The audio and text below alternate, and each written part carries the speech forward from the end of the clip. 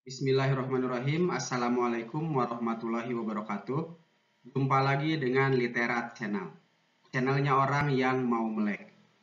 Kali ini tema 2, subtema 1, muatan pelajaran ilmu pengetahuan alam. Topik yang akan kita bahas adalah tentang alat pernapasan pada hewan. Namun sebelumnya, harap silahkan klik dulu subscribe dan like tanda jempol agar kita tetap bisa bersama-sama belajar sepanjang hayat. Anak-anakku sekalian, hakikat bernapas pada manusia dan hewan terutama adalah menghirup oksigen untuk diedarkan ke seluruh tubuh dan mengeluarkan karbon dioksida sebagai sisa pernapasan. Sedangkan pada tumbuhan, karbon dioksida itu diserap, diperlukan untuk diedarkan ke seluruh tubuh dalam proses fotosintesis. Kalian masih ingat bahwa proses fotosintesis adalah proses pembuatan makanan pada tumbuhan berklorofil dengan bantuan sinar matahari. Hasil dari fotosintesis adalah oksigen. Jadi, karbon dioksida yang dikeluarkan oleh manusia dan hewan sangat diperlukan oleh tumbuhan untuk proses fotosintesis. Ketika proses fotosintesis, tumbuhan menghasilkan oksigen. Dan oksigen ini merupakan hal yang sangat penting untuk pernapasan manusia dan hewan. Jadi, dalam hal ini terjadi hubungan yang sangat erat. Hubungan yang saling menguntungkan atau simbiosis mutualisme antara hewan dan manusia dengan tumbuhan. Kita perhatikan gambar di sini. Di sini ada seorang ibu dengan anaknya duduk santai sambil tersenyum di bawah pohon. Bahkan salah satu anak naik ke atas pohon. Mereka tampak segar, tampak menikmati keberadaan mereka di bawah pohon. Sama seperti gambar berikutnya, segerombolan anak sekolah sedang melakukan aktivitas di bawah pohon. Terlihat juga ada beberapa ibu-ibu, mungkin gurunya atau orang tuanya yang juga merasa nyaman berada di sekitar pohon. Kenapa demikian? Karena pada siang hari, pohon-pohon ini menghasilkan oksigen yang melimpah. Dan oksigen itu diperlukan oleh kita ketika bernapas.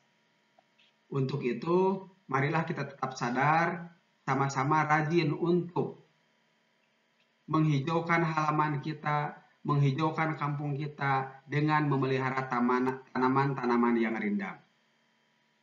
Namun ingat, jangan sekali-kali kalian berteduh di bawah pohon pada malam hari. Kenapa? Karena pada malam hari pohon tidak melakukan fotosintesis. Jadi pada malam hari pohon tidak menghasilkan oksigen. Itulah sebabnya kalau kita berlama-lama berada di bawah pohon pada malam hari, tubuh akan terasa mudah lelah, mudah mengantuk, bahkan sering merasa haus, dan gejala-gejala lainnya sebagai akibat dari kekurangan oksigen. Kita lanjutkan ke alat pernapasan pada hewan. Hewan pertama yang akan kita bahas adalah cacing atau vermes.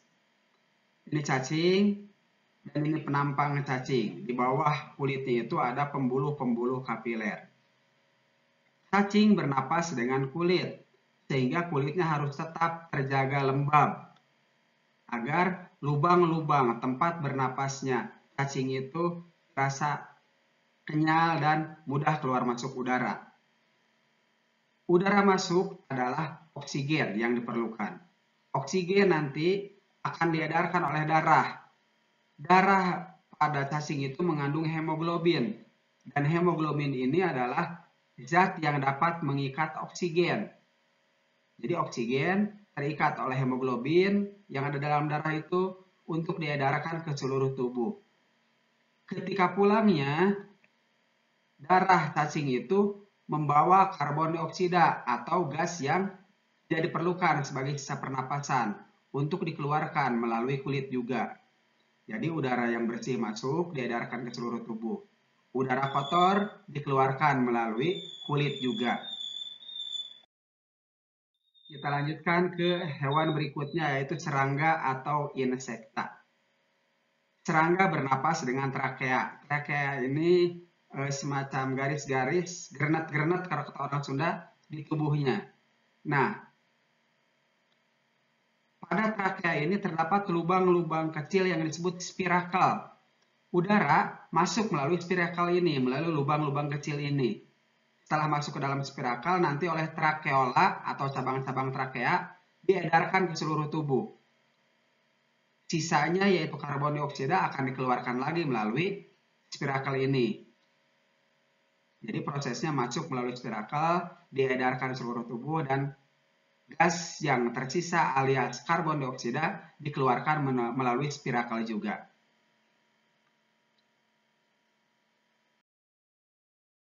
Kita lanjutkan ke hewan berikutnya, yaitu amfibi. Amfibi adalah hewan yang hidup di dua alam, di darat dan di air. Contohnya adalah katak dan salamander. Katak ketika masih kecil, masih berbentuk kecebong, mereka bernapas dengan insang. Insangnya juga masih insang luar, belum memiliki tutup insang seperti pada ikan.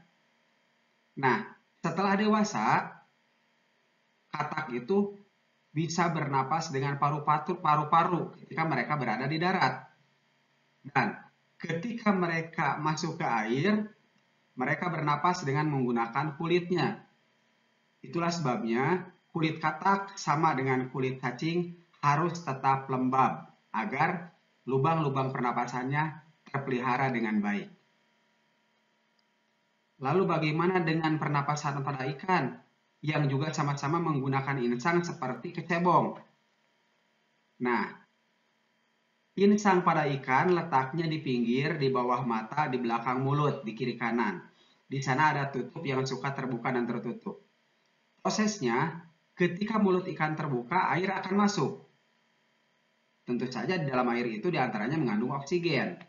Nah, ketika mulut mengatup kembali, maka lubang tutup insangnya akan terbuka. Air akan keluar. Sementara oksigen akan menempel di labirin-labirin di lembaran-lembaran insang yang warnanya merah di bawah insang. Nah, di sana terus diedarkan ke seluruh tubuh. Sisa pernapasan yang berupa karbon dioksida akan dibuang bersama air yang dikeluarkan lewat insang tadi. Jadi, sekali lagi, air masuk lewat mulut, airnya dikeluarkan lagi, sementara oksigennya tersaring oleh lembaran-lembaran insang ini untuk diedarkan ke seluruh tubuh. Sisa pernapasan berupa karbon dioksida dikeluarkan bersama air melalui insang tadi. Bisa dipahami ya? Jadi alat pernapasan pada ikan adalah insang. Kita lanjutkan. Hewan berikutnya adalah aves atau burung, atau dalam istilah kita disebutnya unggas. Burung bernapas dengan paru-paru. Udara masuk melalui lubang yang ada di pangkal paruhnya. Di pangkal paruhnya ada dua lubang kecil, itu lubang udara. Udara masuk, dihirup, sampai paru-parunya penuh. Namun uniknya, burung ini tidak akan dulu berhenti menghirup oksigen sampai kantung udara ataupun di pundi hawanya juga ikut penuh. Kenapa harus dipenuhi? Karena ketika burung ini terbang, apalagi terbangnya sangat tinggi, mereka tidak bisa bernapas. Tapi mereka tidak akan mati. Kenapa? Karena mereka punya cadangan udara di kantong udara ataupun di pundi hawanya itu. Jadi pundi-pundi hawa atau kantong udara ini fungsinya sama dengan tembolok pada ayam. Ketika kalian memberi makan ayam, ayam itu terus saja makan. Setelah perutnya penuh, ayam masih makan. Kenapa? Karena mereka harus memenuhi temboloknya yang berada di leher. Nah, ketika yang ada di leher atau temboloknya dalam bahasa Sunda disebutnya telih, kalau telihnya sudah keras, ketika kita sentuh itu terasa penuh, maka ayam akan menghentikan makannya. Mereka akan mengolah makanan yang ada di dalam perut. Apabila makanan yang ada di dalam perutnya sudah habis, maka mereka tidak perlu makan dulu. Kenapa? Karena mereka tinggal mengolah makanan yang ada di dalam tembolok dimasukkan ke dalam perut. Itu. Jadi kalau tembolok alias telih pada ayam itu sebagai tempat cadangan makanan. Kalau pundi-pundi hawa atau kantong udara pada burung merupakan tempat menyimpan atau cadangan udara ketika burung itu bernapas. Lanjut ke reptil. Reptil atau binatang melata. Binatang melata itu binatang yang ketika berjalan perutnya menyentuh tanah. Seperti kadal, buaya, cicak, dan yang lainnya. Mereka bernapas dengan paru-paru. Udara masuk ke dalam lubang hidungnya. Prosesnya tidak terlalu berbeda dengan pernapasan pada mamalia.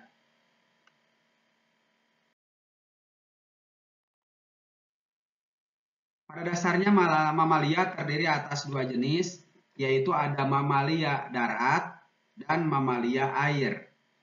Mamalia darat diantaranya kambing, sapi, kucing, harimau, kuda, dan yang lainnya.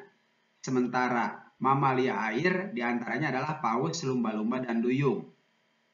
Mereka, mamalia ini, bernapas dengan menggunakan paru-paru. Udara masuk melalui lubang hidungnya. Namun, mamalia air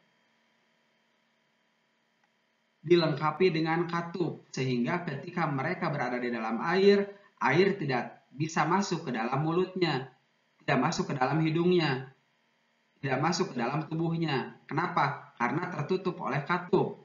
Nah, ketika mereka keluar, baru katup itu terbuka dan mereka menghirup udara sebanyak-banyaknya.